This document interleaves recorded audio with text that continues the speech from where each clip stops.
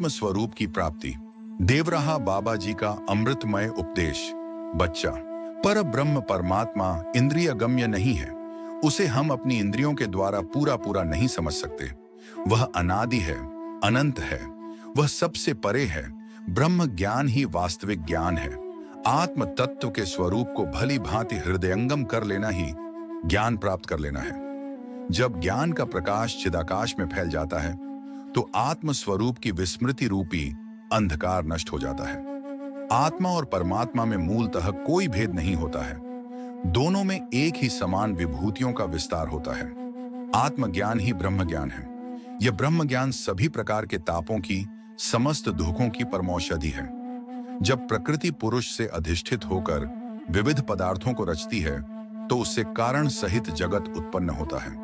पहले अव्यक्त प्रकृति से बुद्धि बनती है, बुद्धि से अहंकार, अहंकार से आकाश, आकाश से वायु, वायु से तेज, तेज से जल और जल से पृथ्वी उत्पन्न होती है। ये 8 मूल प्रकृतियां हैं। सारा जगत इन्हीं में स्थित है। इन्हीं से 5 ज्ञानेंद्रियां, 5 कर्मेंद्रियां, 5 विषय और एक मन, ये 16 विकार होते हैं। इन्हीं विकारों से जगत की रचना हुई है। श्रोत्र, त्वक, चक्षु, जिह्वा और घ्राण, ये 5 ज्ञानेंद्रियां हैं। पाद, पायु, उपस्थ, हस्त और वाक्य 5 कर्मेंद्रियां हैं। शब्द, प्रसन्नता, हर्ष से भरी प्रीति, धैर्य और स्मृति, ये सत्व गुण के कार्य हैं।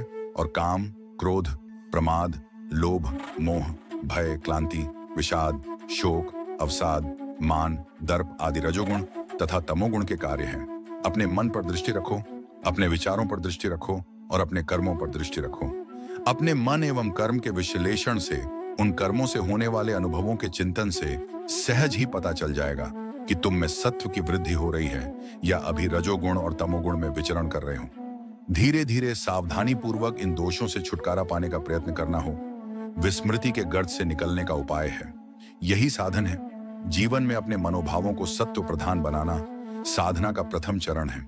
इससे मल शोधन होता है, मन की प्रसन्नता बढ़ती है और भगवान के भजन में मन लगता है। स्वयं दोषों की खान हो। दोष ही दोष है, फिर दूसरों के दोष ढूंढने में क्यों समय गंवाते हो।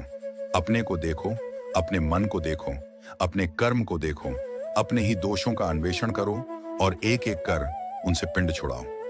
यही आत्म परीक्षण है। जैसे जैसे दोष मिटते जाएंगे, मन उज्जवल होता जाएगा, बुद्धि परिमार्जित होती जाएगी और प्रज्ञा रूप होकर आत्मा के नित्य ज्योतिर्मय स्वरूप को पहचान लेगी।